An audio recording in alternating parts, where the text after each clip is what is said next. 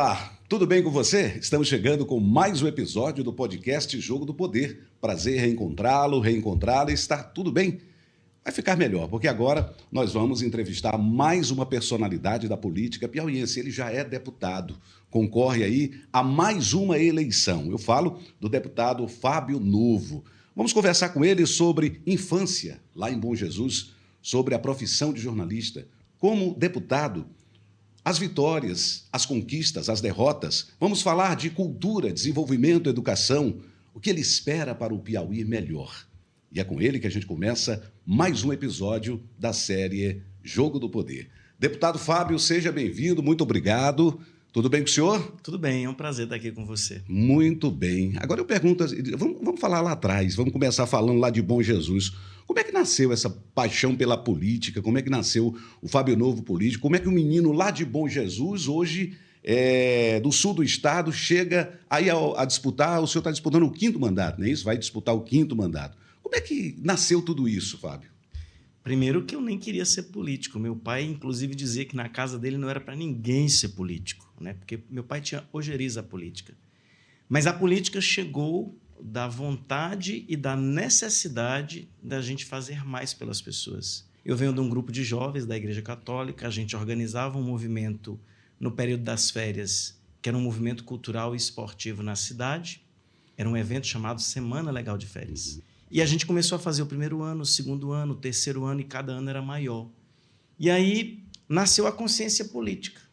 Assim, um grupo de jovens, eu era o líder desse grupo de jovens, um dia a gente fazia uma reunião e disseram assim: Fábio, eu acho que você deveria se candidatar a vereador, porque se você for vereador, tudo isso que a gente está fazendo, com um mandato, a gente poderá fazer muito mais. Nasceu daí o desejo de entrar na vida política, no sentido de que um mandato nos ajudaria a fazer mais pela cidade. E o rádio, Fábio, como é que nasceu essa paixão? Você começou o jornalismo pelo rádio, né? Pelo rádio. Conta essa história rapidinho aí pra gente. Como é que foi essa paixão? Eu sempre soube, desde criança, que queria ser jornalista. E na minha cidade foi fundada uma rádio, na época era uma rádio AM, e eu lembro bem que no Dia das Crianças eles fizeram um concurso na cidade. E toda a grade de apresentação dos programas da rádio durante o dia seria apresentado por crianças. Quem tivesse o melhor desempenho seria o escolhido para passar a fazer parte da grade da programação da rádio e apresentar o programa infantil. E eu me lembro bem que eu fui fazer o jornal do dia, era meio-dia o jornal, né? Eu apresentei o jornal e no final do dia eu fui escolhido. E, a partir daí, então, eu fiquei quase 3 anos apresentando o programa infantil da rádio, que foi o período dos 11 aos 14 anos, antes de eu vir morar em Teresina. Daí veio para cá, continuou trabalhando. O curso superior veio quando? Quando então, foi que começou esse curso superior? Quando eu vim para Teresina, eu vim para fazer o ensino médio, né? E aí eu já comecei a fazer estágio na Rádio Pioneira de Teresina, né? E quando eu terminei o ensino médio, passei no vestibular. E quando eu passei no vestibular, eu sempre voltava no período das férias para Bom Jesus, para a gente fazer os movimentos culturais e também esportivos.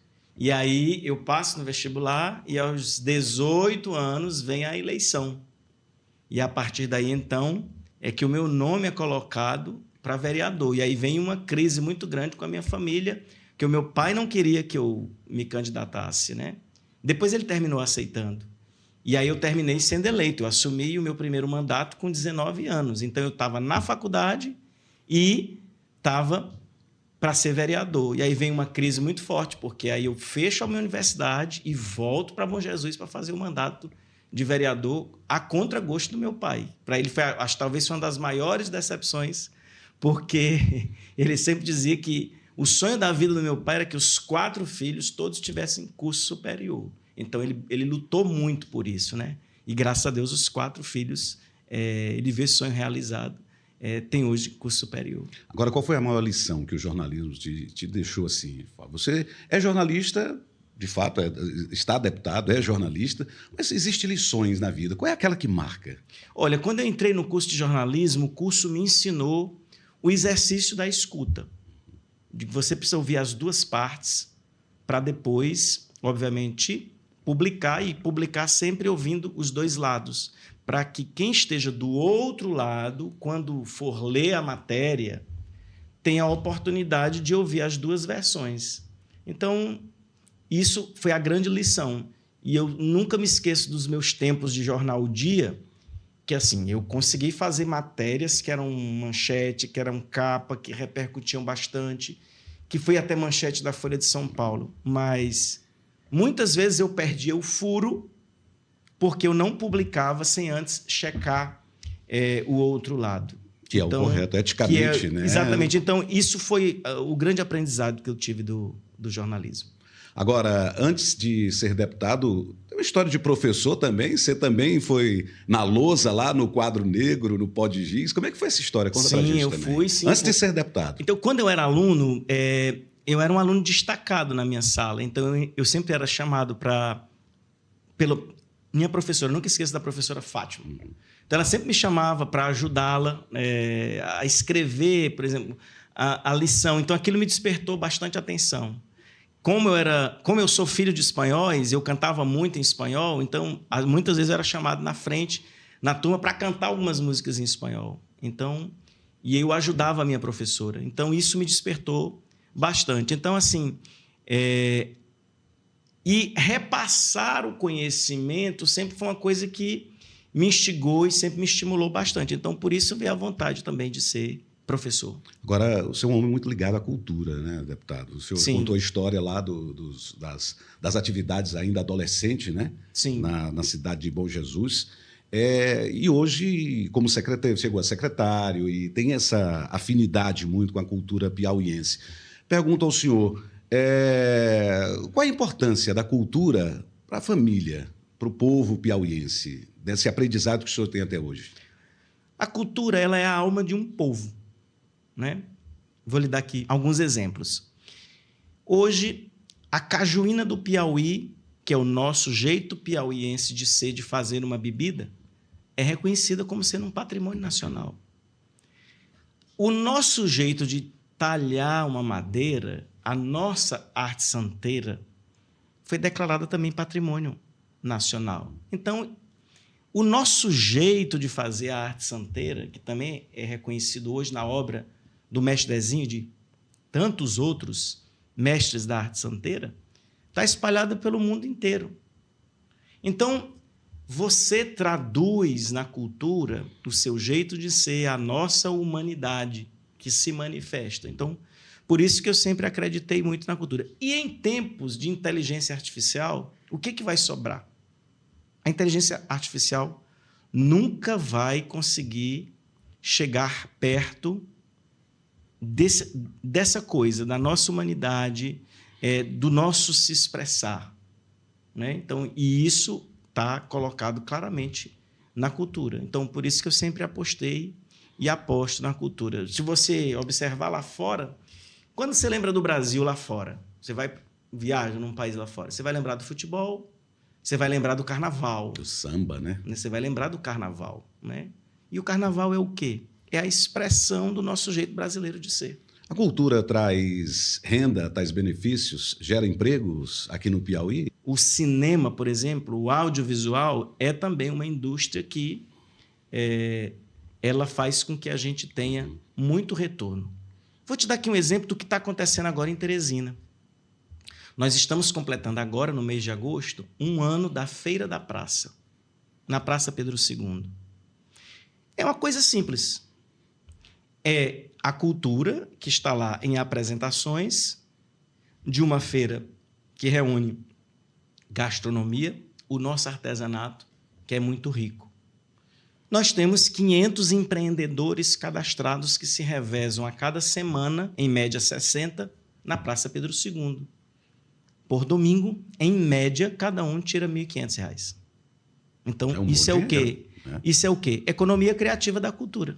Quase um salário mínimo aí, né? Exatamente. Então, isso acontece, porque a cultura, quando você contrata, por exemplo, um show, que ele vai ser na praça, é o cara que monta o palco, é o eletricista, é o produtor, é o cantor, é uma rede.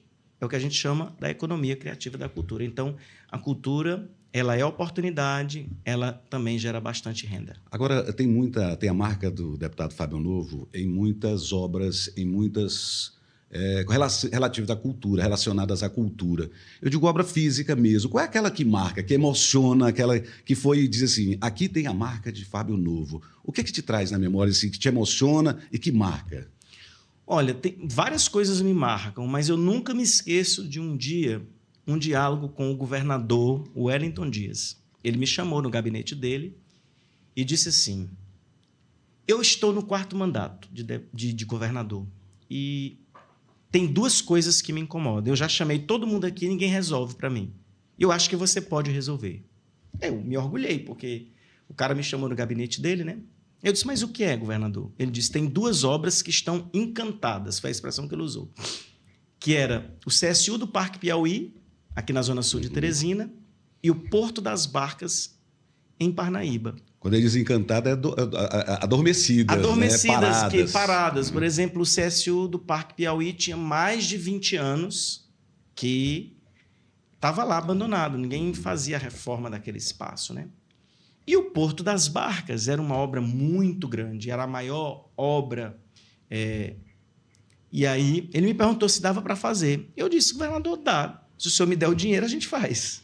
Né? Aí ele riu e disse, faça os projetos e me traga o orçamento. Eu fiz o projeto dos 2 e levei de volta para o governador. O do CSU do Parque Piauí, eu me lembro na época, custava algo em torno de R$2 milhões. Tranquilo. Mas o Porto das Barcas, que é um complexo, quando eu apresentei, ele disse, é muito dinheiro. Naquela época eram 9, 10 milhões de reais. Mas ele disse, não, mas eu quero fazer porque eu acho que são obras que nós precisamos fazer. Nós fizemos a reforma do CSU do Parque Piauí, que é um complexo hoje que você tem uma piscina semiolímpica que hoje atende senhoras da melhor idade e crianças com autismo, mas que tem também um espaço de salas para profissionalização, cursos profissionalizantes.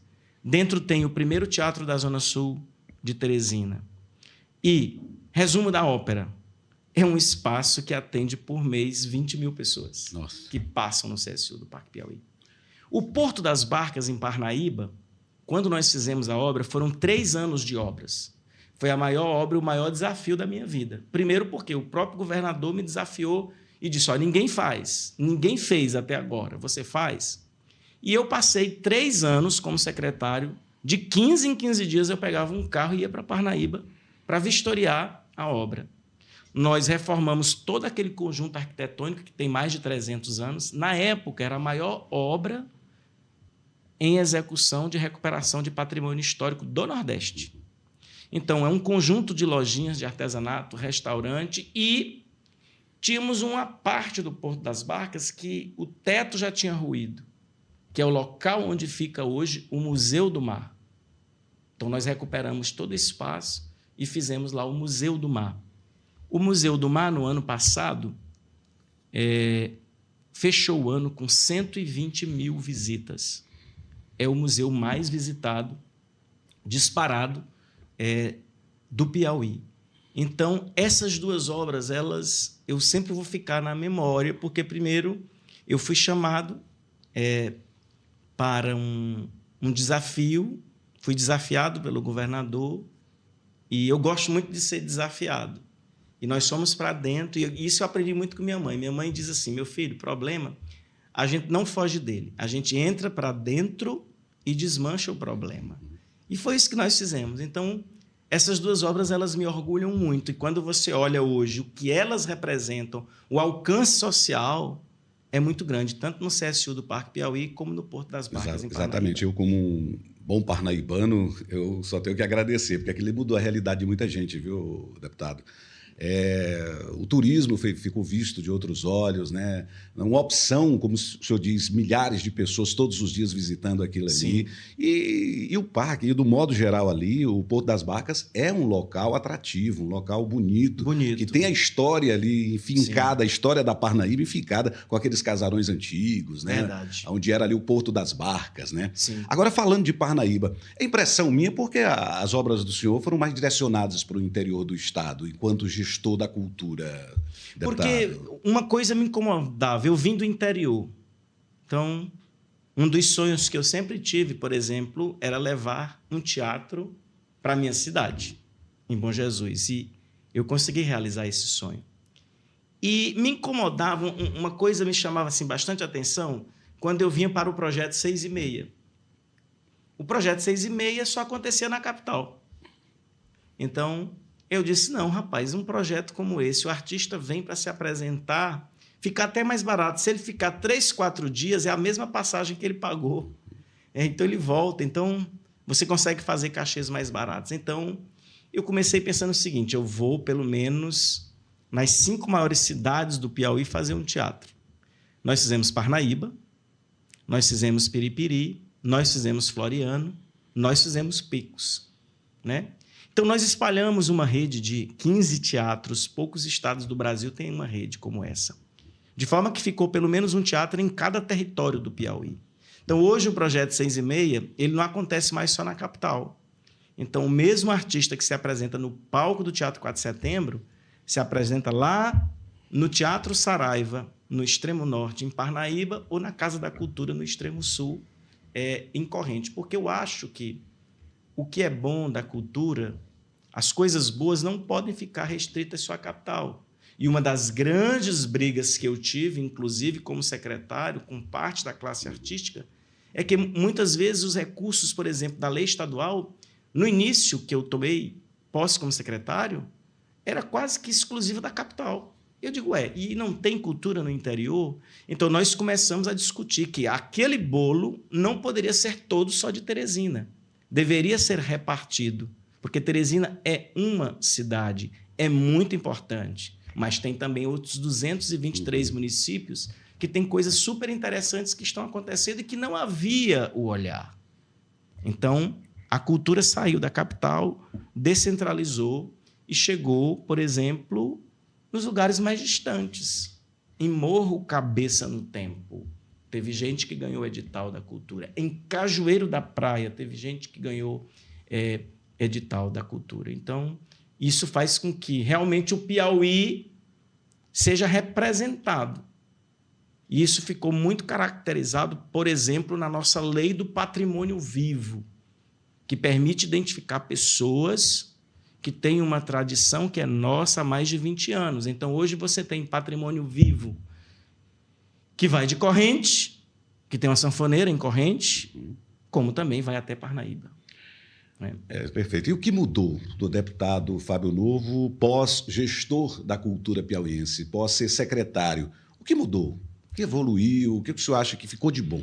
Olha, com certeza, quando você tem a felicidade...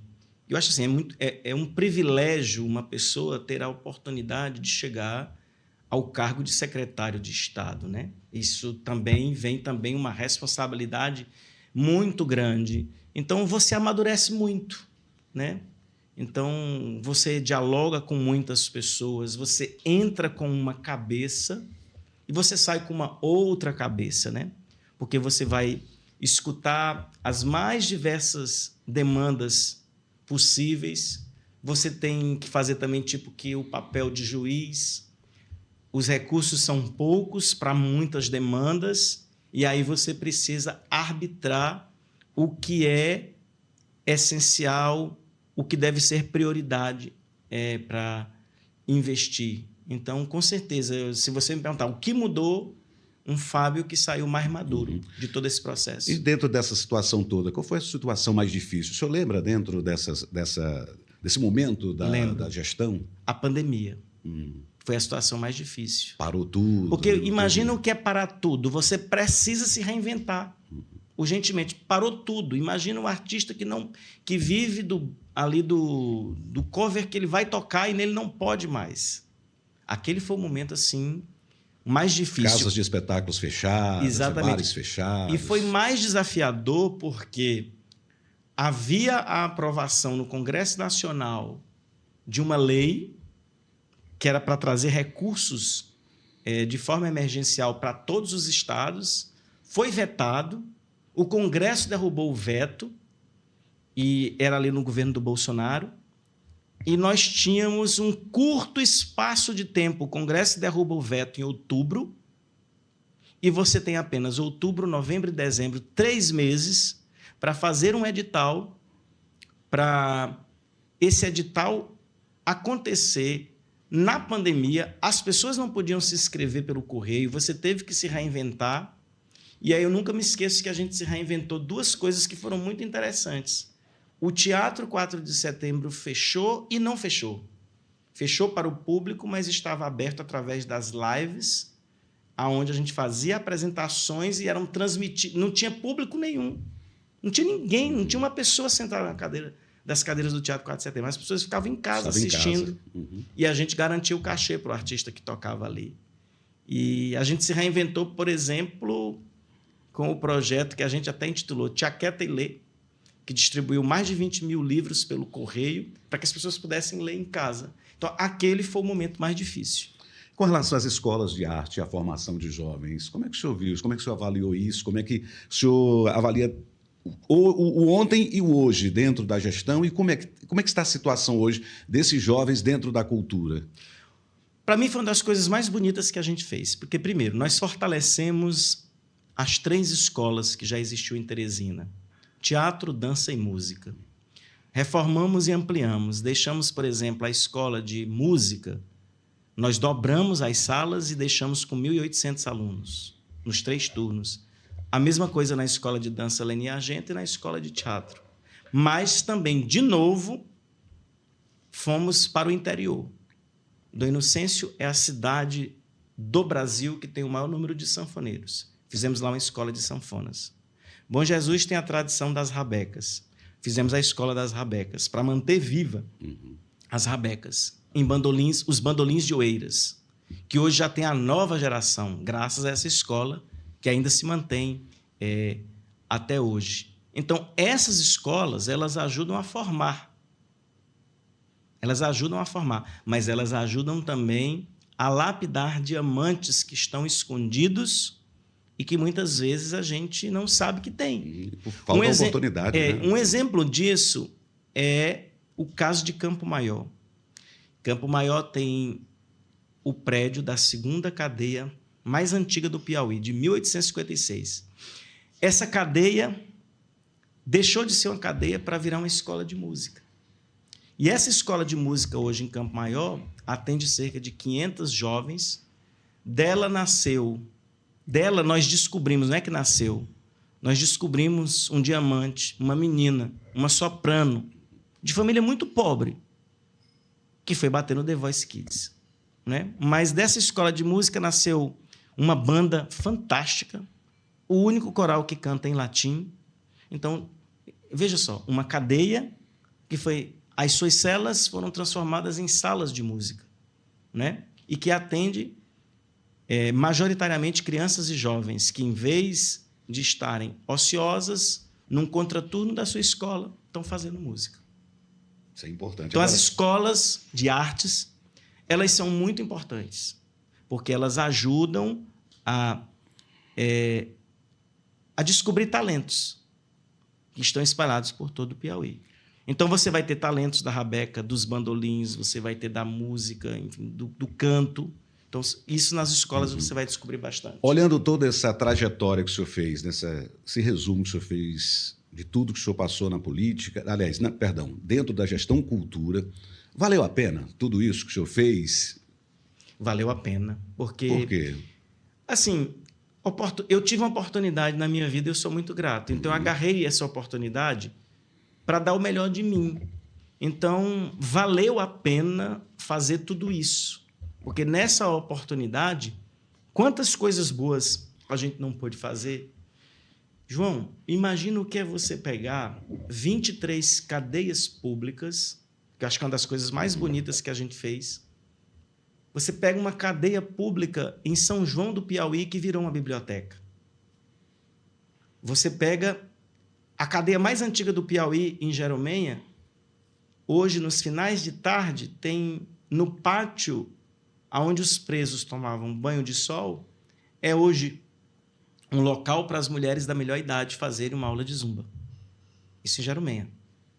Né? Então, tem coisas espalhadas por todo o Piauí. Eu nunca me esqueço do dia que a governadora Regina Souza foi a Eliseu Martins. Ela foi inaugurar várias obras. E a última obra que ela foi para inaugurar era a cadeia. Essa cadeia de Eliseu Martins era um depósito de lixo. Um senhor estava lá abandonada, jogada. Um senhor ia colocando o lixo lá para depois vender. Assim, eu me lembro que eu cheguei lá, estava uma montanha de lixo. Nós tivemos que contratar uns caminhões, e acho que foram 15 caminhões de lixo que nós tiramos de dentro dessa cadeia. Mas o dia da inauguração teve uma cena que eu nunca esqueço também. A governadora estava inaugurando e tal, e um senhor quebrou o protocolo, interrompeu a voz da governadora e disse: governadora, eu queria dizer para a senhora que eu já estive preso aqui. E hoje eu participo aqui das aulas de violão que estão sendo oferecidas na cela que eu estava preso. Olha só que história, né? Que história. Que testemunho, né? Que testemunho. Isso foi... E ela se emocionou, ela começou a chorar. Ela começou a chorar. Eu acho que uma das grandes sacadas que a gente teve, primeiro assim, você imagina o que é chegar numa cidade que está a 1.000 quilômetros de Teresina, como Avelino Lopes. O centro da cidade tinha uma cadeia velha, abandonada, que era um depósito de carros velhos. Eu nunca me esqueço disso. E hoje é um local que ensina música, que ensina dança, artesanato para as pessoas na cidade. Então, essas histórias das cadeias públicas abandonadas que foram ressignificadas é algo que me marca muito e que, aí eu lhe digo, valeu a pena. Valeu a pena. Nós estamos aqui no podcast Jogo do Poder conversando com o deputado estadual Fábio Novo, ele que é candidato à reeleição. E a gente continua batendo esse papo com ele, conversando agora um momento sobre política. Deputado, qual foi o momento que o senhor percebeu que política não é discurso e sim resultado? Existiu esse momento na vida do senhor? Quando foi? Olha, eu acho assim, eu sempre fui de querer fazer, né? Os discursos, eles são muito importantes, mas se o discurso se ele não vem depois casado com o fazer, com a prática, termina que fica meio que vazio, né? E a política é a oportunidade que você tem de transformar, de fazer, transformar a vida das pessoas. Então, as oportunidades que eu tive de executivo, que foi como secretário de Educação de Bom Jesus ou como secretário de Cultura do Estado, fica provado que ali você tem a oportunidade de sair do discurso para o fazer. Então, eu acho que se na sua vida você tem a oportunidade, e eu tive 2 oportunidades de estar no Executivo, aproveite o máximo possível, entregue o máximo possível, porque a política ela é muito bonita. Quando você realmente faz a política com P maiúsculo, quando você faz a política e dentro do seu coração você tem o desejo de que ela seja transformadora para mudar a vida das pessoas. Então, eu nunca me esqueço o quanto foi transformador em fazer com que escolas fossem reformadas, fossem ambientes melhores para receberem crianças de famílias de baixa renda que não tinham sequer dinheiro para comprar o seu lápis ou o seu caderno. E aí faz diferença, sim, quando você implanta uma política, por exemplo, de dar um kit escolar para aquela criança, para que ela tenha oportunidade de aprender melhor. Então, isso faz toda a diferença. E eu nunca me esqueço da cena quando a gente distribuiu pela primeira vez como secretário de Educação os kits escolares e ver no ano seguinte como melhorou o rendimento daquelas crianças, como elas aprenderam mais. Deputado, em disputas eleitorais o senhor já perdeu e já venceu, mais até venceu do que perdeu. O que a derrota ensinou para o senhor? Ficou algo? Sim, que você deve seguir. Toda eleição que eu disputei, eu sempre me preparei mais para a derrota do que para ganhar. E acho, por exemplo, a última que eu disputei, que eu perdi, foi 24, a eleição para prefeito de Teresina. Mas veja, eu perdi com um patrimônio de quase 200 mil votos. 43% dos teresinenses votaram em mim. Eu não tenho o direito de desistir, porque eu perdi para prefeito, mas eu continuo como deputado e eu acredito que se você tem um mandato, você deve seguir. Então, eu andei Teresina pregando, por exemplo, que era possível orçamento participativo, OPA. E ele aconteceu, ele acontece, ele hoje é uma realidade, é um grande programa. Eu andei Teresina pregando que era possível fazer regularização fundiária dessa cidade que tem a maioria das suas casas sem um registro de imóveis. E hoje, eu digo para vocês, eu tenho muito orgulho de dizer que faço parte de um projeto que já entrou para a história de Teresina como sendo um projeto que, num curto espaço de tempo, em 3 anos, foi o que mais fez regularização fundiária na história de Teresina. Eu era líder do governador Rafael, eu botei esse projeto debaixo do braço, ajudei a aprovar, não só aprovar, a lei da regularização fundiária urbana, mas fui para dentro, fui para cada bairro. Me lembro que eu chegava nos bairros falando disso, as pessoas diziam, isso é promessa de político. Muitos já vieram aqui, já prometeram isso, não vai dar certo. E a gente ia lá e fazia audiência pública, e fazia as primeiras visitas nas casas, muita gente batia a porta na cara, mas eu me lembro que a gente andava em 500 casas, só conseguia fazer 50, mas eu digo, vamos lá entregar as 50. E quando entregava as 50, opa, realmente está acontecendo, volta o cadastro de novo, aí você já não fazia mais 50, fazia 300, volta e entrega os 300. E nisso, eu estou falando, João, de 60 mil famílias de Teresina, de bairros inteiros que têm 50 anos de vida, como Parque Piauí, como Bela Vista, como Saci, como Mocambinho, como Renascença 1, Renascença 2, que não tinha registro nenhum. E hoje são 60 mil famílias. Então, você não pode desistir. Por que você vai desistir? Eu acho que você não pode desistir. Então, a derrota me ensinou que você deve seguir. Você deve seguir naquele propósito que você teve, até para que você não fique no imaginário das pessoas. O cara só veio aqui quando queria o meu voto. Né? Mas existiu algum momento assim que o Fábio Novo disse, vou desistir da política? Já. Existiu esse momento? Já. E o que fez mudar? Tem dias que você cansa. Né? Porque quem está na vida política, você, muitas vezes, você tem que abdicar de tudo, até da sua vida pessoal. Então, tem dias que você chega em casa... A vida já não lhe pertence. Né? Não lhe pertence. Você tem que dividir com uma população. Aí tem dias que você cansa e diz, não, eu acho que eu vou desistir, está na hora de parar. Mas aí, quando você deita a cabeça no travesseiro e diz, mas eu ainda posso fazer algo que vai mudar a vida das pessoas, isso é mais forte. Aí diz, não, eu não posso desistir. Pegando esse gancho, alguma decisão política, você já se arrependeu? Alguma decisão política dentro desse percurso político partidário do senhor? Lá atrás, o nosso grupo político decidiu apoiar o senador Ciro Nogueira. É um voto de muito arrependimento que no passado eu dei. E que hoje, nem por decisão do meu partido, se ele tomasse decisão, eu não votaria mais. O senhor tomou essa decisão por quê? O que aconteceu de fato? Porque, veja só, eu acabei de dizer para você que a política, ela tem a oportunidade, quando você tem a oportunidade de ter um cargo político, um mandato, de transformar a vida das pessoas, de ajudar as pessoas. O senador Ciro, ele é uma pessoa que tem muito poder. Ele foi o ministro mais importante do governo do Bolsonaro. E eu nunca vou me esquecer da cena do senador Marcelo Castro na televisão chorando. Ele chorava, porque ele colocava claramente que tinha destinado recursos para o Piauí e o Ciro, como ministro, vetava recursos para o seu próprio estado. Então, eu dou exemplos claros. O caso concreto da ala do Hospital do Câncer do Hospital Universitário, que o senador Marcelo Castro destinou 20 milhões e ele, como ministro, vetou.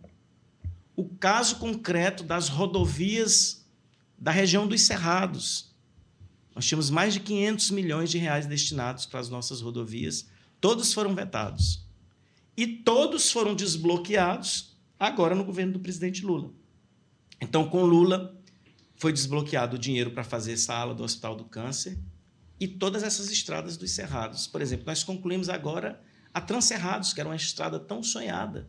Quantas vezes você não noticiou na TV Clube aqueles caminhões atolados? Verdade, muitas e muitas vezes. Em todos os invernos.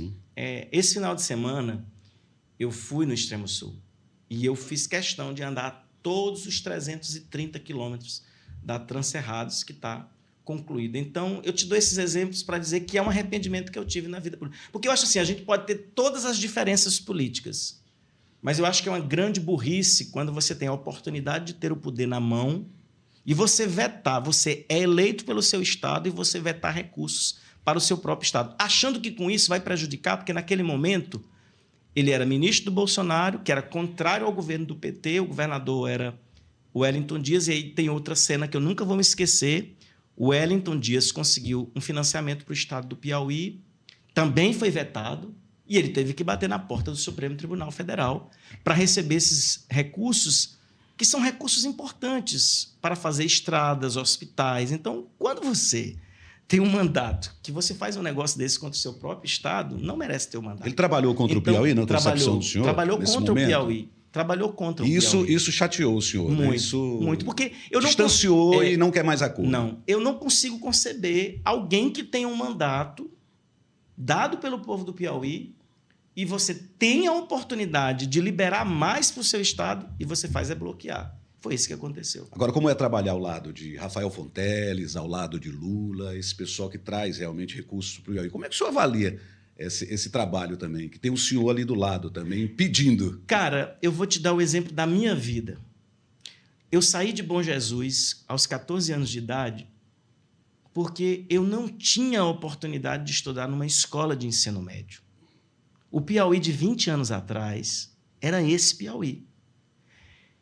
E olha o quanto o Piauí nos orgulha desse projeto que a gente começou há 20 anos. Eu saí de Bom Jesus porque não tinha escola de ensino médio. Eu voltei agora como deputado com Rafael, na minha terra natal, em Bom Jesus, para inaugurar a escola Franklin Doria. É uma escola do Estado que eu estudei os 4 primeiros anos da minha vida. Essa escola recebeu um investimento de 5 milhões. Ela hoje tem uma quadra de esporte, no meu tempo não tinha. Ela hoje tem uma biblioteca, no meu tempo não tinha. Ela hoje tem todas as salas climatizadas. No meu tempo não tinha nenhum ventilador. Mas isso não é só no Franklin Doria. Eu estou falando de 300 escolas que já estão nesse padrão. E qual é o resultado que nós temos nesses 20 anos trabalhando com Lula, com Rafael, com Wellington Dias? O Piauí, em 2005, era o penúltimo lugar do IDEB. Tinha uma nota 2,3. Ocupava a 25ª posição. Quando o Wellington assume, primeiro, ele leva a escola de ensino médio para todas as cidades. E aí começa a pagar salários em dias, porque antes a gente nem sabia o dia que recebeu o salário, o servidor público. Nesses 20 anos, o Piauí foi crescendo. E nós saímos da 25ª posição para o 2º lugar do país. Qual é o estado mais rico do Brasil? São Paulo. São Paulo, hoje, é o 11º lugar do IDEB. Qual é o 2º estado mais rico do Brasil? É o Rio de Janeiro. O Rio de Janeiro ficou na penúltima posição, é o 26º. O 3º estado mais rico é Minas Gerais, é o 8º lugar. E o Piauí tomou uma decisão política de investir em educação, de ter uma escola de ensino médio chegando lá em Baixa Grande do Ribeiro, lá em Morro Cabeça no Tempo, em Cajueiro da Praia, para que os filhos dos mais pobres tenham a oportunidade também de estudar. Então, o que me orgulha é que eu estou contando o caso da educação, que você saiu em 20 anos do penúltimo lugar para o 2º lugar do país, na frente dos estados mais ricos. Nós só perdemos para o estado do Paraná, que a nota ficou 5,1 e a nota ficou 5. É a primeira vez na história, desde que se mede o IDEB, e é um outro detalhe que eu quero lhe dar, que apenas 2 estados atingem nota 5, Piauí e Paraná. Piauí e Paraná. Então, eu te conto esse exemplo para dizer que eu me orgulho muito de estar ao lado dessas pessoas que acreditam no Piauí. O Piauí é outro, hoje já não é o estado mais pobre. O Piauí tem avançado em educação. O Piauí avançou em estradas. Em 2003, eu vinha de ônibus para Teresina, eu pegava a Princesa do Sul. Eu levava um dia para chegar em Teresina. Hoje você gasta 6 horas de carro de Teresina para Bom Jesus. E você pode ir a qualquer cidade do Piauí, às 224. Essa é a realidade. Você tem pelo menos uma ligação asfáltica. João, quanto é que custa você levar asfalto para 224 municípios? Eu estou falando de um patrimônio de 17 bilhões de reais. E isso só foi possível porque nós tivemos a sorte e a felicidade de ter Lula na presidência, Wellington e depois Regina Rafael e também o Wilson Martins, que foi e que é do nosso time. Então, isso fez com que a gente pudesse construir todas essas coisas juntos. Agora, o senhor pleiteia aí o 5º mandato, não é isso? Sim. Já colocou o nome à disposição, está aí já iniciando brevemente aí a campanha. Eu pergunto assim, o que o senhor sonha em fazer ainda pelo Piauí, deputado Fábio Novo? Tem muitas coisas que precisam ser feitas ainda. Por exemplo, nesse mandato, nós tivemos assim conquistas enormes. Por exemplo, orçamento participativo. Nós temos hoje o programa mais bonito de orçamento participativo, onde você pega parte do orçamento, entrega na mão do povo para o povo decidir o que quer. Às vezes o político acha que a obra importante é aquela, mas o povo não acha. Então, olha que bonito você entregar na mão do povo parte do orçamento para que eles discutam e, numa votação popular, escolham o que querem para a sua comunidade. Isso nós estamos fazendo através do OPA nas 5 maiores cidades do Piauí. O Piauí precisa ainda muito de regularização fundiária, que é um programa que eu sou apaixonado. Então, nós fizemos 100 mil. Ainda temos que fazer mais 200 mil, que é o que está na meta do plano do governador Rafael. E eu sou o deputado que mais coloca dinheiro das suas emendas para ajudar a regularizar municípios. Porque quando você regulariza um município, a zona urbana ou a zona rural, é desenvolvimento. Eu vou te dar o exemplo claro de Redenção do Gurgueia. Eu cheguei lá, chamei o prefeito, chamei o vice-prefeito, disse que tinha uma emenda para colocar e eu perguntei, por onde vocês querem começar? Eles disseram, eu quero começar pelo centro. Eu perguntei, por que o centro? O prefeito, assim, achei muito legal o que ele falou. Olha, os comércios daqui não têm documento e, às vezes, eles precisam de um capital de giro e eles não podem ir no banco tirar o capital de giro. Mas eu também vou perder, nesse momento, 12 milhões. Eu ganhei 12 milhões para fazer uma escola do presidente Lula. Mas, se eu não tiver o documento do terreno, esse dinheiro eu vou perder. Nós regularizamos a zona urbana, o centro da cidade, comércios agora passam a ter capital de giro e ele ganhou o documento desse terreno que traz para a cidade 12 milhões para fazer uma escola. 12 milhões para fazer uma escola é o quê? É o cimento que você compra na cidade, é o pedreiro, é o carpinteiro, né? É o eletricista, é o dinheiro que fica e movimenta a economia. Então, olha o que nós ainda temos que fazer de regularização fundiária a partir do exemplo de Redenção. Porque na zona urbana dos municípios, ora, se Teresina tinha bairros com 50 anos de idade, como Mucambinho, que não tinha documento. Então, quantas oportunidades de empreender nós não vamos dar através da segurança jurídica de um documento como esse? Então, são coisas que ainda eu sonho fazer. A regularização fundiária.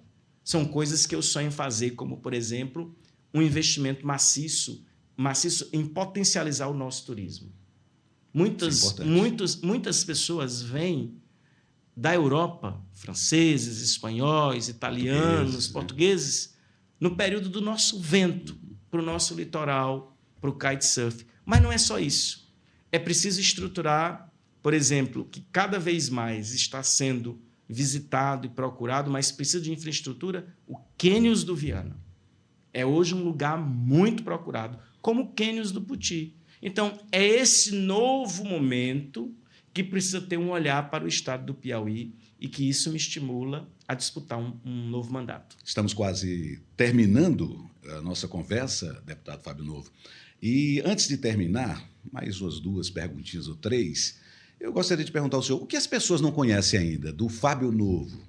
as pessoas conhecem o deputado Fábio Novo. E do Fábio Novo, o que as pessoas ainda não conhecem que precisam conhecer? As pessoas não conhecem o meu dia a dia quando eu não estou fazendo a política, quando eu não sou o deputado, até porque eu levo uma vida muito reservada, né? Mas, tipo assim, acho que começaram a conhecer agora, porque estou dando umas pitadas quando eu coloco no meu Instagram. Mas, por exemplo, eu sou um amante do vinil. Então, o Fábio Novo que gosta de discos, né? O senhor tem uma vitrola em casa, uma radiola? Eu tenho 3, na verdade. 3, né? E tenho bastante vinil. Então, isso é uma coisa que as pessoas não conhecem, esse Fábio Novo. E, respondendo para cá, quando a sua vida pública terminar, o senhor pleiteia aí mais um mandato, tem uma vida política, com certeza, ainda longa, mas como é que o senhor gostaria de ser lembrado pelo povo do Piauí? Como é que o deputado Fábio Novo entra para a história e diz, eu quero ser lembrado como? Eu quero ser lembrado como alguém que fez alguma coisa, que deixou uma marca, né? Então, eu sempre procurei, por onde eu passei, dar o melhor de mim. Por quê? Porque eu repito o que eu comecei na sua entrevista. Quando você tiver uma oportunidade na sua vida, agarre essa oportunidade e dê o melhor.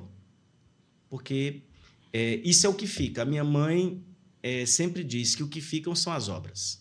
Então, eu quero ser lembrado como alguém que teve a oportunidade, por exemplo, de revitalizar o Porto das Barcas e revitalizou. E eu nunca vou me esquecer do desafio que o governador me deu. Você faz mesmo? Eu digo, se você me der o dinheiro, eu faço. Então, eu quero ser lembrado como alguém que conseguiu fazer alguma coisa que melhorou, que serviu para as pessoas, serviu para melhorar a vida de alguém. E uma mensagem final para o povo do Piauí? Uma mensagem de otimismo, uma mensagem de alegria, uma mensagem de um Piauí melhor. Eu gostaria que o senhor se dirigisse nesse momento a essa Câmara novamente, deputado, e deixasse essa mensagem. O senhor tem otimismo com o Piauí? Tem fé no Piauí, um Piauí mais pungente ainda?